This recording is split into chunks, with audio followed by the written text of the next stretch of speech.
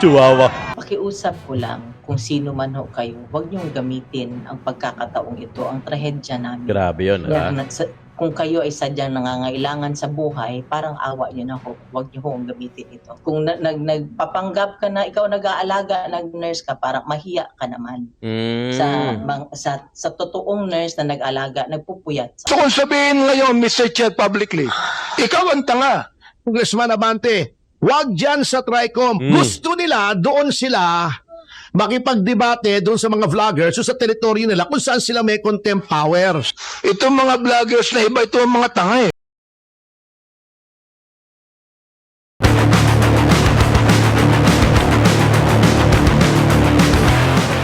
What's up mga kayon? Welcome back! Friend, syempre dito lang sa Joe Malone TV para sa programa natin na Issue ng Bayan. Ating pag-usapan, araw ng Lunes today, March 31 at huling araw na rin ng buwan ng Marso. Monday, kaya naman magandang umaga, hapon, gabi sa inyo lahat. O isang like and share naman dyan mga kayon. Masayang-masaya na po ang Joe Malone TV, ang inyong link ko dyan. At kung wala naman kayong ginagawa today, lahat ng mga bagong pasok natin dito sa channel natin, maganda po itong pag-uusapan natin. Kaya mag-subscribe na kayo at paki-double check na rin kung nakasubscribe kayo. Kung hindi, abay, isubscribe nyo na yan. Tapos i-click yung bell icon katabi ng subscribe icon.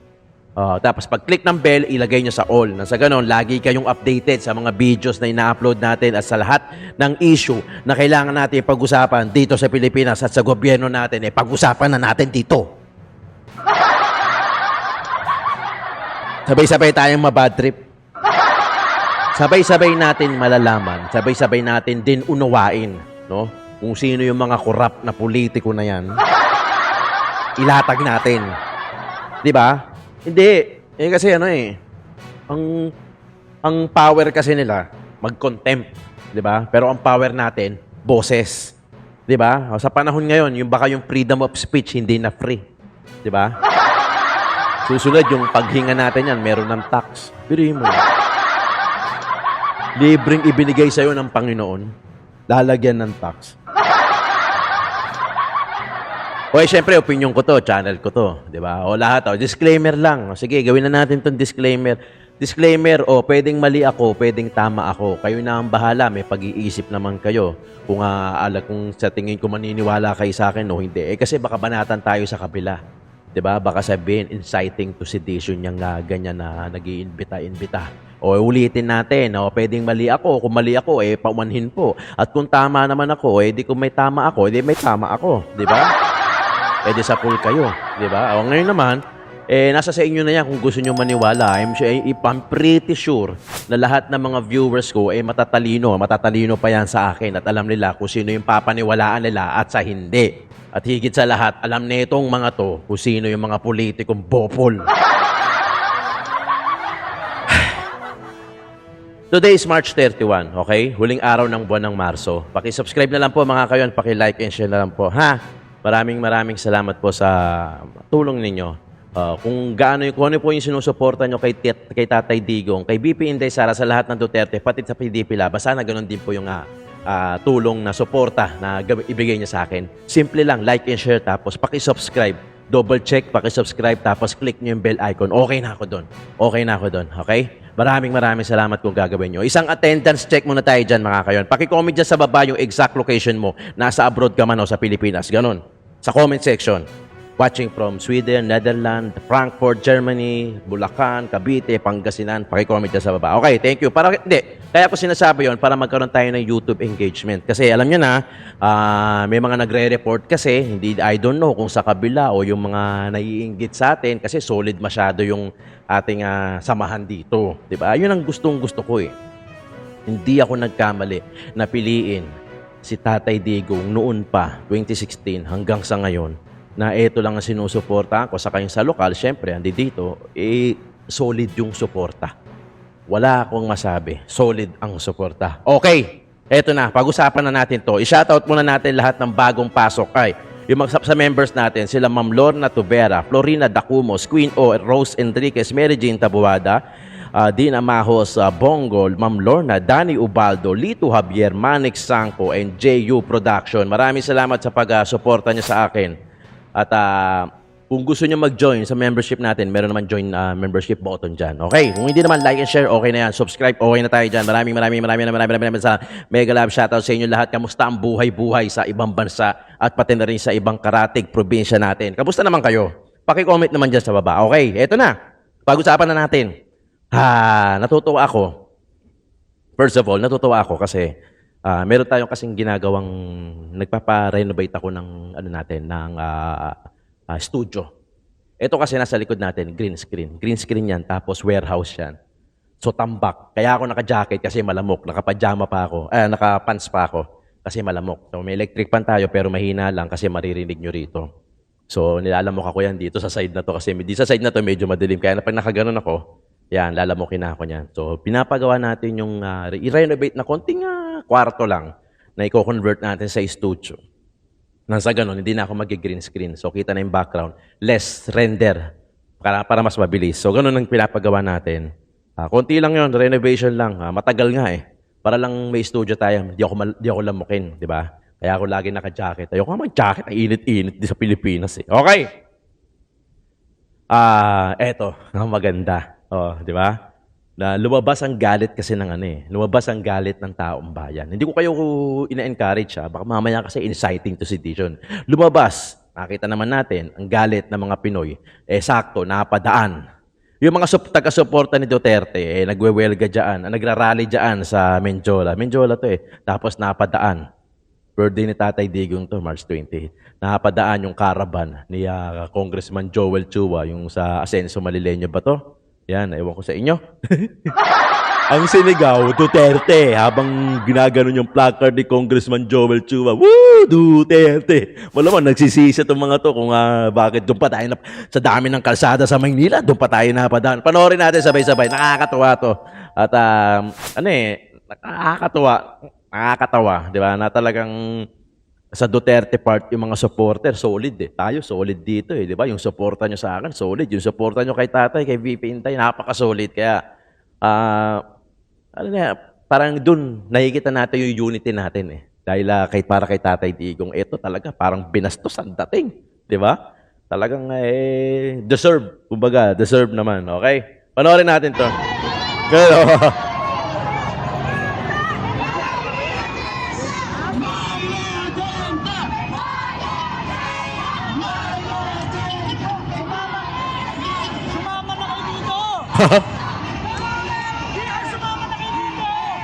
sumama na kayo rito. Magsayang muna kayo. Magsayang muna kayo. Tapos paluin muna. Magsayang muna kayo.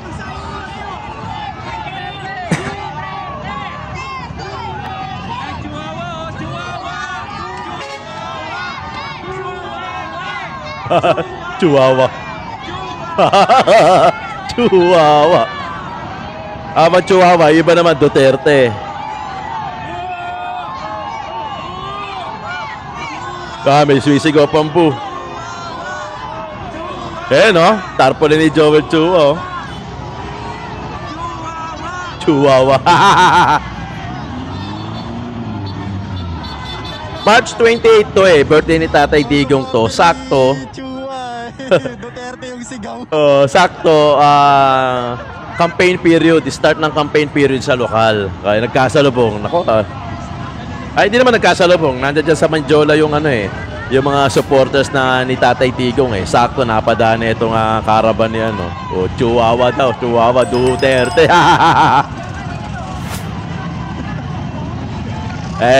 Ulit. Placard pa kayo, ha?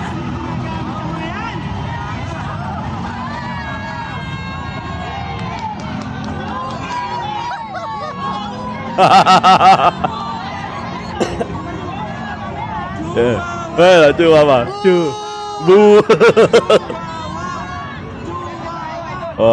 Yung pag gumaganon pa, nagpi-peace bump. Matik yun, Duterte yun. Eto lang naman, nagtatrabaho lang naman to. In fairness naman sa mga yan, yung iba dyan nagtatrabaho lang naman. Siyempre, alam mo na, kailangan ng pera, di ba? Lahat naman yan di ba? Nagtatrabaho, lahat naman yan. Hindi naman pagiging hypocrite, kailangan ng pera, siyempre.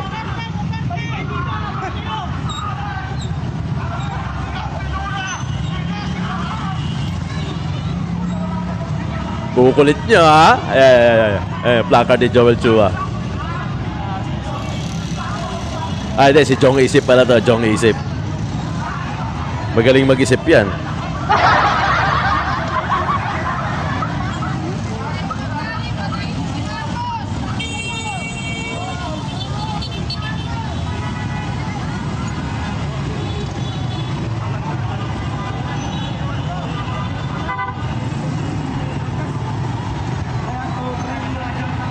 Daming tao dyan, Menjola.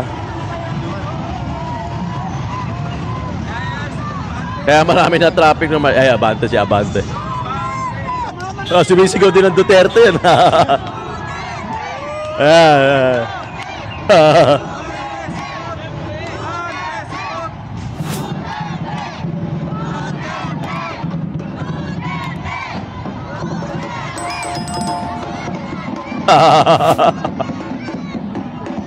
Maganda laban sa Maynila Maganda laban sa lokal. Talagang sa Maynila, bakbakan din. Pati rin sa Caloocan. Ito yung sinusuportahan natin sa lokal.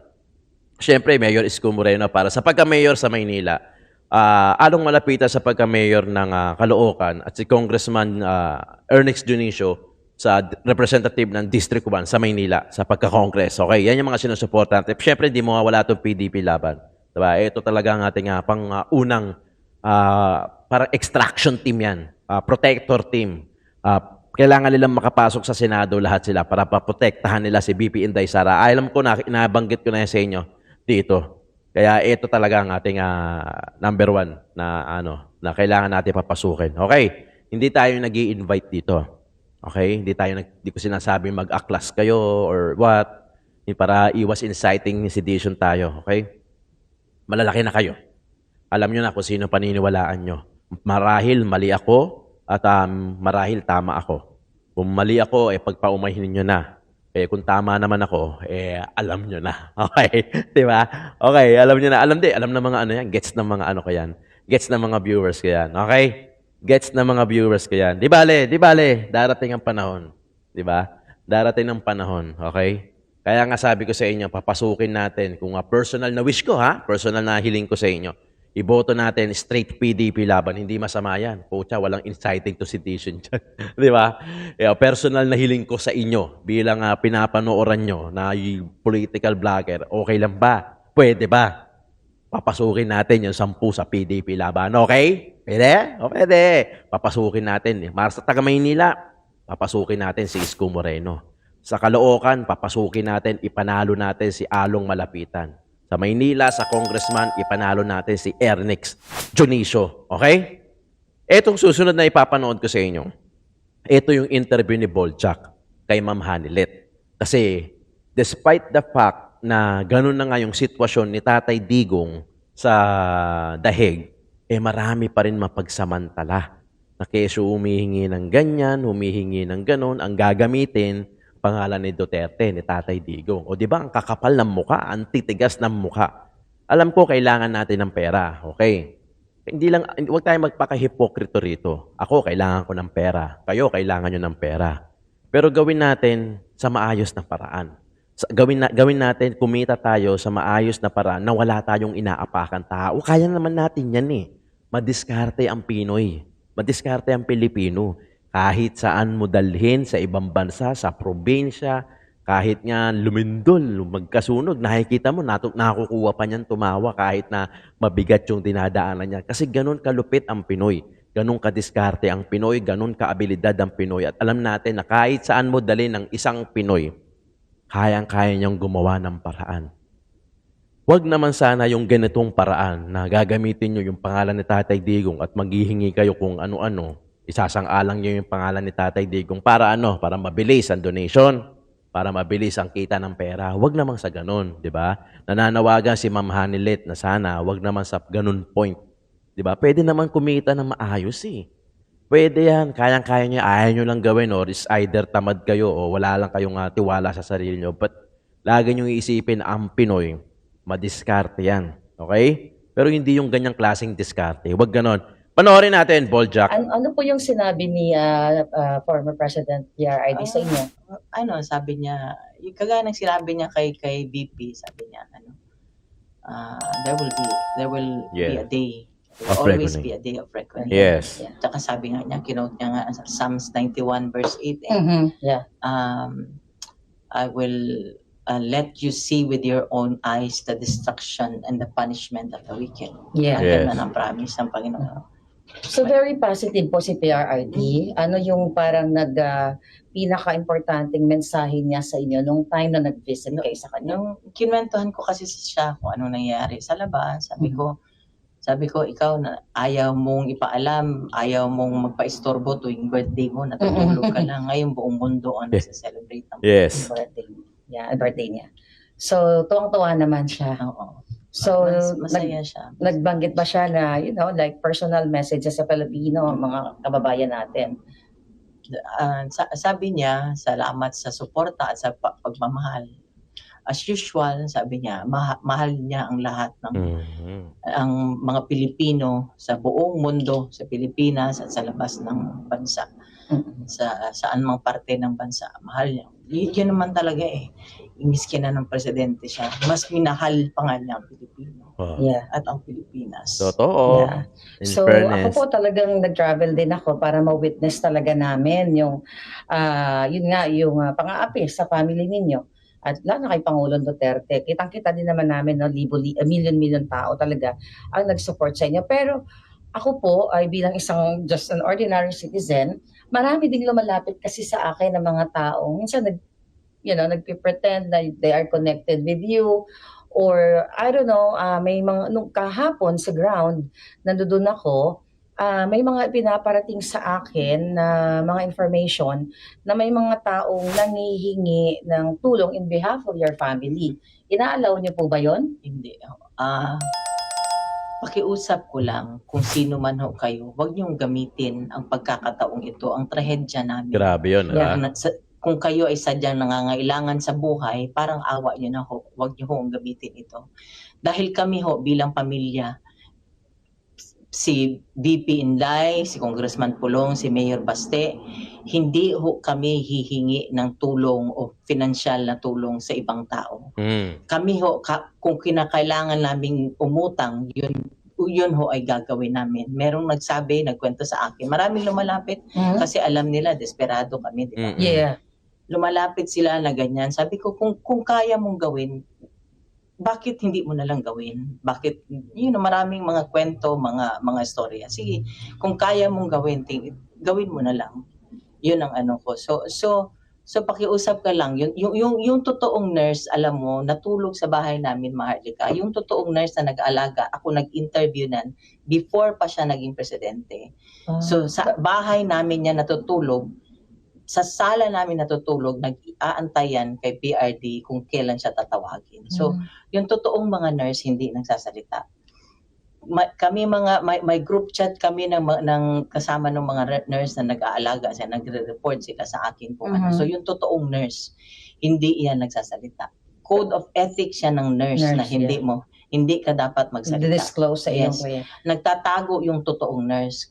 Kung nagpapanggap ka na ikaw nag-aalaga, nag-nurse ka, parang mahiya ka naman.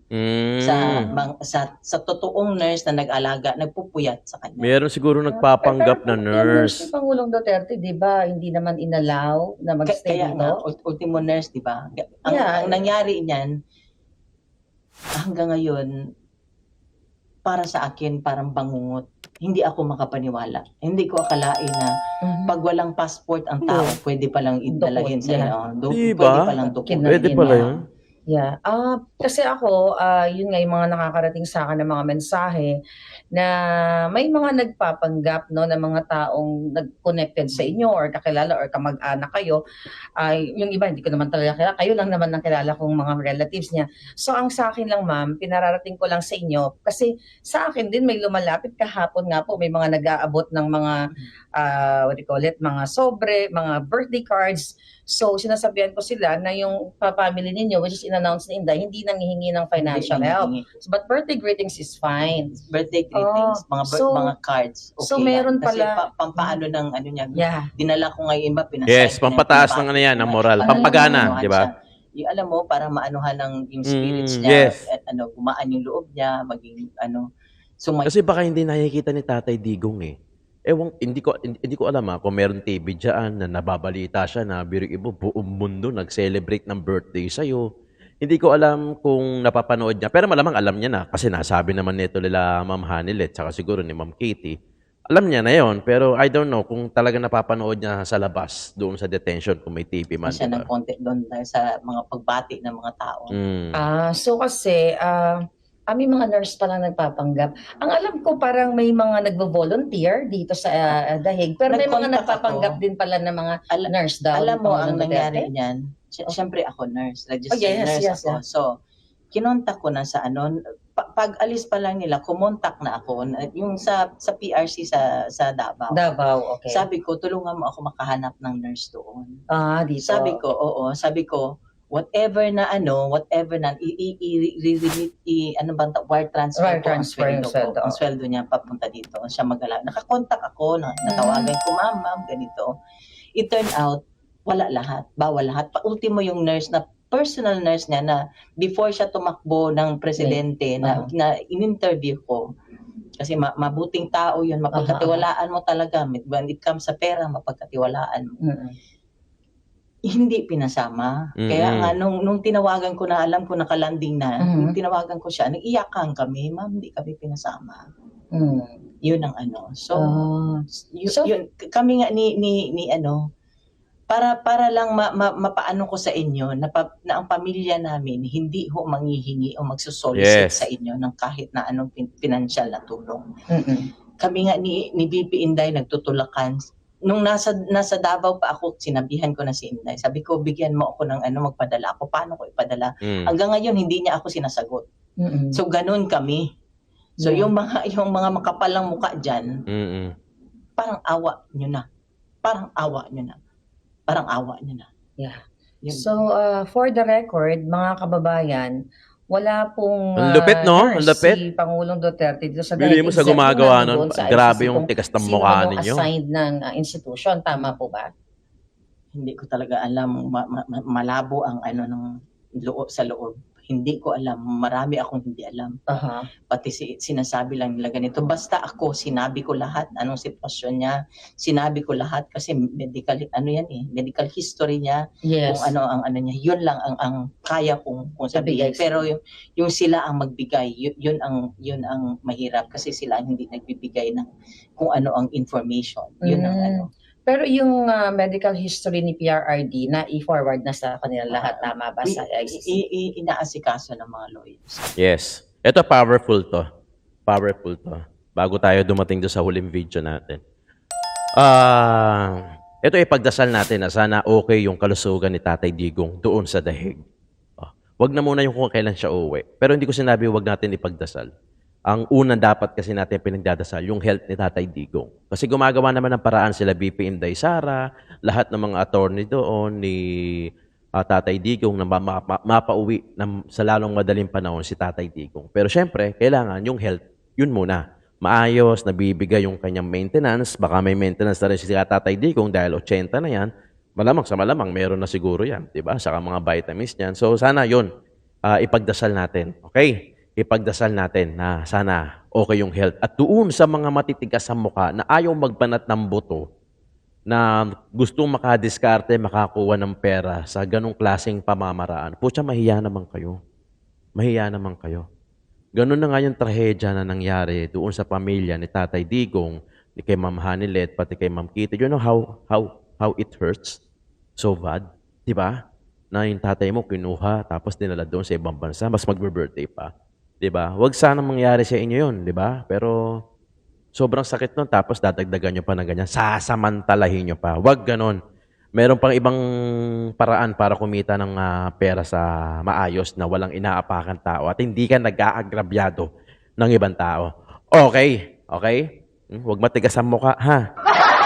Balik na tayo rito. Attorney Topacio, diretsa ang binanatan ang mga congressman sa House of Representatives. Okay. Etong ang unang binanatan niya rito si Congressman Abante. Si Congressman Abante, ang first, 6th district, distrito sa East sa Maynila, siya ang representative. Si Congressman Joel Chua, sa 3rd District naman siya, sa Maynila din. So, ang kalaban ni Congressman Joel Chuba, si Apple Nieto, sa congressman, yan ang kalaban niya, si Apple Nieto. Si Apple Nieto, kapatid ng Vice Mayor ng Maynila ngayon na si Yul Serbo Nieto. Okay? Ang kalaban naman ni Congressman Abante sa 6th District sa Maynila, si Joel Chua. Okay? Ngayon niya, re-electionist yan ngayon. May 12. So, yun ang kalaban nila. Pinakita lang natin kasi para alam nyo kung sino yung mga makakalaban nito, mga to. Okay. Pakinggan natin na Tony Topacio, bilib ako sa tapang na ito. Bilib ako sa tapang na ito. Gusto kong sabihin ngayon, Mr. Chair, publicly, ikaw ang tanga. Congressman Abante, wag dyan sa TRICOM. Gusto nila, doon sila makipagdebate doon sa mga vloggers o sa teritoryo nila kung saan sila may contempt power. Itong mga vloggers na iba, ito ang mga tanga eh. Tatanga-tanga. Ayaw nilang lumabas doon. Diba? Sabihin yung tanga. Sige, Congressman Abante, wag dyan sa TRICOM. Magpa-interview ka, sabihin mong tanga. Ikaw ang tanga. Yung mga vloggers. Para pwede ka rin idemanda. Nagtatago kayo behind the cloak of parliamentary immunity. Yes. Gusto nila, doon sila makipagdebate doon sa mga vloggers o sa teritoryo nila kung saan sila may contempt powers. Ayaw nilang lumabas doon. Oh, di ba? Ako dinedare ko si Dan Fernandez and that challenge still stands, Dan. Oh, puntahan kita sa Laguna ha, sa isang rally mo. Tandaan mo ito, sana may magsabi kay Dan. Pupuntahan ko siya sa isang rally niya, haharap ako ron. Sige, doon mo sabihin sa rally mo. Oh. Sige. Partida. O, pupuntahan kita. Promise yan. Yung si Paduano, sasabihin niya, pagkatapos daw ng hearing ng TRICOM, kapag meron doon sa mga nag-imbita na bumati ko sa TRICOM, ay isa-cite in contempt. Don't force us to cite you in contempt because under our rules, just to remind you, we will not allow discussions or attacking, insulting this committee hearing after the suspension of this hearing because you will be in violation of Section 11, letter F of our internal rules. Will be forced to cite you in contempt for in violation of letter F and you interference in this hearing po. Basahin niyo po muna yung House Rules. Puro pananakot ang ginagawa nitong gobyernong ito eh. Masakit yun. Eto pa, natatawa ako, no? Huwag naman pala yung mga vloggers na yan, nung nakaharap sa Kongreso, sa House. Ang mga duwag po, iyang mga congressmen na nandyan sa TRICOM. Puro pananakot ang ginagawa nitong gobyernong ito eh.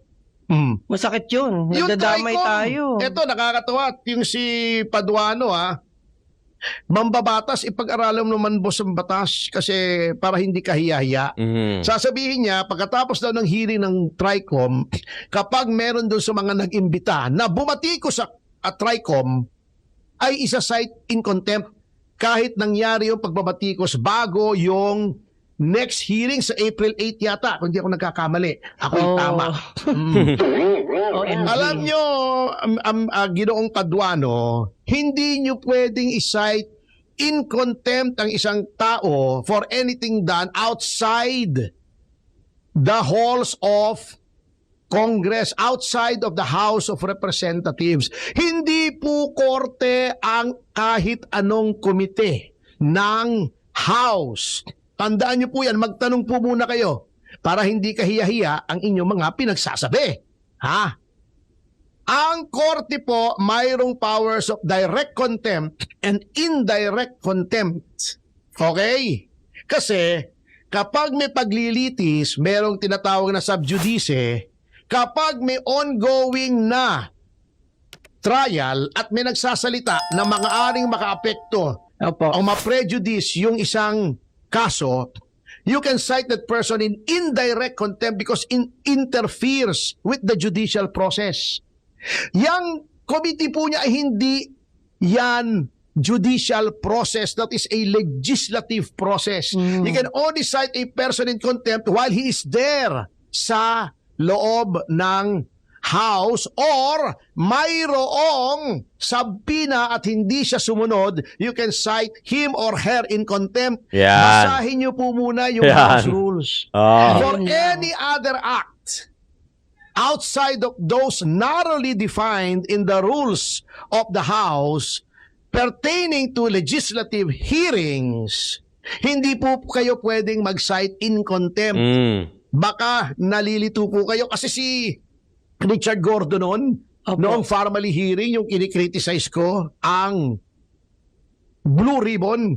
Sabi ko, kangaroo court. Sabi ba naman itong si Gordon, abogado pa naman, do not criticize us, I'll have you cited in contempt. Sabi ko sa kanya, go ahead. Sige, anong power mo muna? You cite to me the basis for you citing me in contempt for criticizing the Blue Ribbon Committee. Sige, cite mo ko in contempt. Sinabi ko yan outside of the Blue Ribbon Committee, not during the hearing of the Blue Ribbon Committee. How can you cite me in contempt? Sige kako. Bago inaraw-araw ko siya. Sabi ko, Gordon, nasaan na yung contempt ko?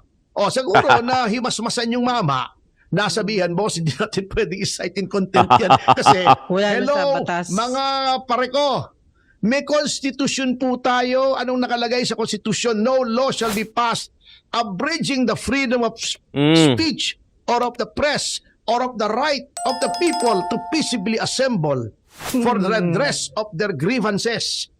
Hindi nyo pwedeng sikilin ang freedom of speech in the guise of contempt. Panginoong Pero naman, attorney, oo. alam mo yung batas, pero baka yung iba hindi alam ang batas. Yun yung conflict. Yun ang nagiging conflict. Doon, Yun, oo. mag-cite ka in contempt, kayong Panginoon doon Paglabas na doon, hindi nyo na pwedeng Gamitin. pigilin yung freedom of expression ng mga vloggers. Eto pa, natatawa ko, no? Sasabihin ng mga iba, duwag naman pala yung mga vloggers na yan, nung nakaharap sa Yan. Kongreso, sa House, sa Kamara. Oh? Bahaga mga buntot. Ang mga duwag po, iyang mga congressmen na nandyan sa TRICOM. Bakit? Gusto nila, doon sila makipagdebate doon sa mga vloggers o sa teritoryo nila kung saan sila may contempt power. Yun. Ayaw nilang lumabas doon. Sabihin yung tanga. Sige, Congressman Abante, wag dyan sa TRICOM. Magpa-interview ka, sabihin mong tanga yung mga vloggers para pwede ka rin idemanda. Nagtatago kayo behind the cloak of parliamentary immunity. Yun. Diba? Ako dinedare ko si Dan Fernandez and that challenge still stands, Dan. Anyway, maglo-local campaign na, no? Puntahan Lapit na. kita sa Laguna sa isang rally mo. Tandaan mo ito, sana may magsabi kay Dan. Pupuntahan ko siya sa isang rally niya, haharap ako roon. Hindi ako magsasalita. Ayoko ng gulo hindi naman kita babasusin sa sarili mong rally. Pero magpapakita ako sa iyo roon at doon mo sabihin sa akin lahat ng sinasabi mo habang ikaw ay nakatago dyan sa rostrum ng Quadcom. Sige, doon mo sabihin sa rally mo. Sige. Pupuntahan kita. Promise yan. Di ba? Ay, yan ang sinasabi natin. Buti na lang. Ito si Atty. Topacio, attorney yan. Kita nyo naman, di ba?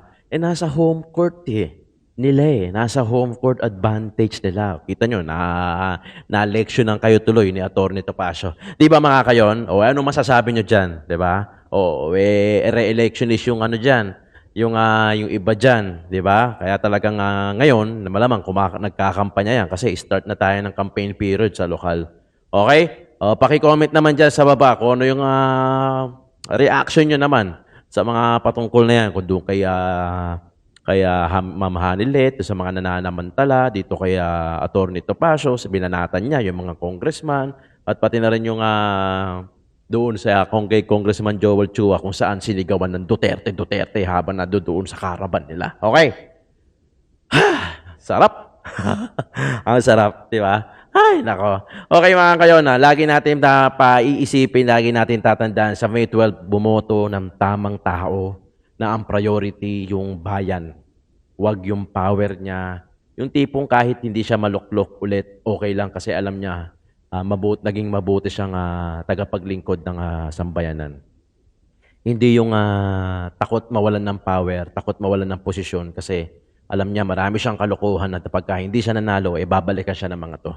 Lagi niyong tatandaan, vote wisely mga kayon. Parang awa niyo na, vote wisely dahil ito lang yung mag-aangat sa atin sa mga kahirapan natin sa Pilipinas. Monday, March 31, huling araw ng Marso. God bless po sa inyo lahat. Tuloy ang laban.